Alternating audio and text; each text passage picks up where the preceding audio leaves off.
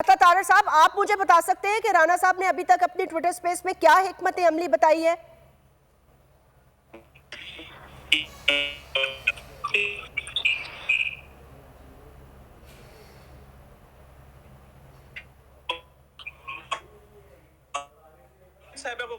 आवाज नहीं जा रही। जैस्मिन साहिबा, आपको राणा साहब की आवाज आ रही है? नहीं तारर साहब, मुझे उनकी आवाज नहीं आ रही। आप मुझे बता सकते हैं, क्योंकि इस वक्त मैं लाइव ट्रांसमिशन में सब दुनिया सुन रही है और लाखों लोग सुन रहे हैं, तो आप मुझे बता सकते हैं।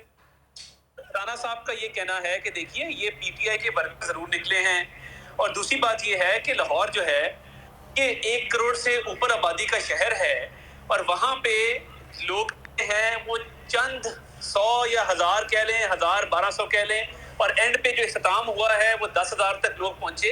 तो वो उस तरह का इनकलाब नहीं है जिस तरह की बातें इमरान खान साहब अपनी तकारीर में, अपने इंटरव्यूज में और अपनी प्रेस कॉन्फ्रेंसेस में करते हैं। देखिए, अरशद शरीफ साहब की जो शहादत है, उनकी मौत है कीनिया में, उस पर बहुत सारे सवालात हैं, उसकी अब तहकीकात हो रही हैं। तो ये खान साहब ने जो जुम्मे को ऐलान करना था अपनी लॉन्ग मार्च का, वो अरशद साहब की मौत के फौरन बाद उन्होंने कर दिया। और जिस तरह पार्टी के झंडे में उनकी तस्वीर छापी गई है, ये भी देखिए ना, अब एक मौत से फायदा उठाने वाली बात है, उसको एक्सप्लॉइट करने वाली बात है। तो राणा साहब का ये ख्याल है कि जो पुरअमन लोग आएंगे और एक मुख्तस जगह तक आएंगे, बिल्कुल उनको आने दिया जाएगा एज पर कोर्ट ऑर्डर्स। मगर अगर किसी ने तजावुज की कोशिश की, अमन खराब करने की कोशिश की और जो प्रोहिबिटेड एरियाज है वहां तक जाने की कोशिश की, तो फिर कानून हरकत में आएगा। तो राणा साहब की आवाज हमें तो आ रही है, तो ये क्रक्स था इस बात का। तो आप अगर तो फिर हम अगले क्वेश्चन की तरफ चलें। राणा साहब कुछ कहेंगे?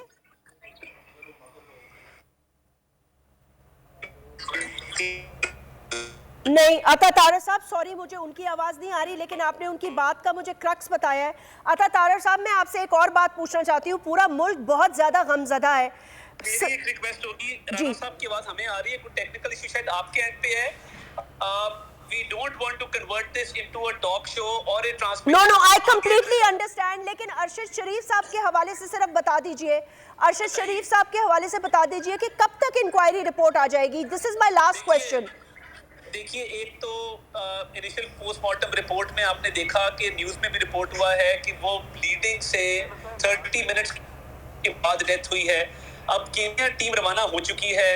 जुडिशियल कमीशन गवर्नमेंट ने फॉर्म करने का इरादा किया है, उसको कैबिनेट से मंजूर करवाएंगे। और देखिए, हाईएस्ट लेवल की तहकीकात होंगी।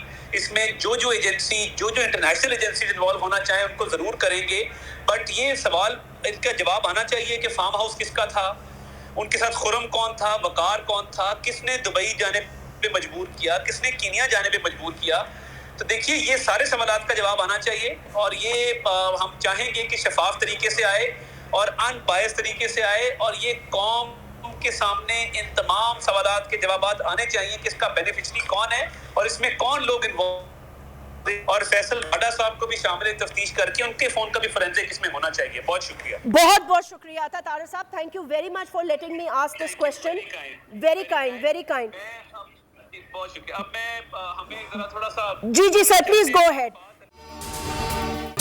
अगर ये वीडियो आपको पसंद आई है तो इस चैनल को सब्सक्राइब करें और बेल आइकन को क्लिक करें। मैं आज आपके सामने लॉन्ग मार्च का ऐलान कर रहा हूं। जुमे को मैं लीड करूंगा उसको। कप्तान का हकीकी आजादी मार्च। इन्होंने कंटेनर रखे तो हटा दोगे। दिन हो या रात, बोल न्यूज रहेगा 24 घंटे साथ। सबसे बड़ी टीम, सबसे मोतबर पैनलिस्ट के साथ, सबसे बड़ी कवरेज। देखिए पाकिस्तान की सबसे बड़ी नशरियात सिर्फ बोल न्यूज पर। अपनी लॉन्ग मार्च की वीडियोस हमें इस नंबर पर भेजें।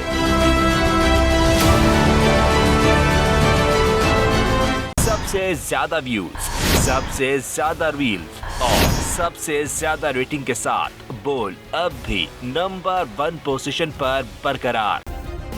सब्सक्राइब करें और बेल दबाएं ताकि कोई खबर रह न जाए।